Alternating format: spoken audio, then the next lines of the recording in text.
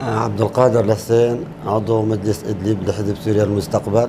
الثورة بمفهومها العام هو التغير الجذري في مجتمع نحو الأفضل، ولكن ما حدث من خلال الثورة السورية وتسييس مسارها وإعطائها الطابع الإرهابي، انحرفت كل مسارات الثورة وتحول الثوار إلى مرتزقة لأجندة خارجية أو لدول داعمة.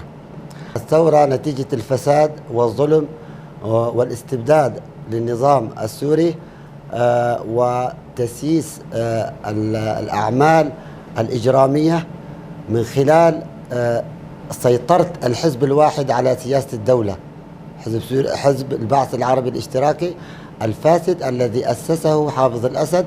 انتشار الفوضى العارمة، ضعف تدني مستوى المعيشة لدى الشعب السوري، امتلاء السجون ظلما وعدوانا بالمعتقلين والمعتقلات، كل هذا جعل الشعب ينتفض كجسد واحد.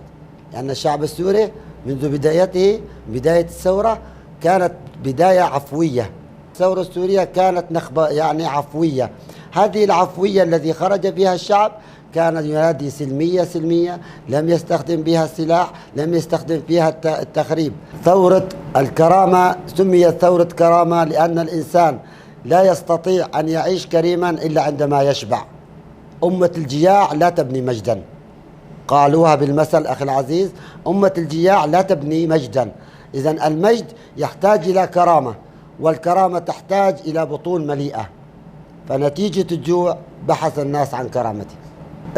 عمل النظام السوري منذ تدخل الاحتلال التركي في الشأن السوري منذ عام 2015، أراد أن يحرف مسار الثورة السورية وتحويل ملف القضية السورية من جنيف إلى أستانا إلى سوتشي. من خلال هذا التفاهم وهذه السياسة جعل الثورة السورية تتحول إلى مرتزقة تعمل لأجندات خارجية. الاتصالات التي كانت على خفاء بين المخابرات التركية والمخابرات السورية منذ بداية الثورة، ولكن إظهار العداء لكسب الرأي العام للحكومة التركية.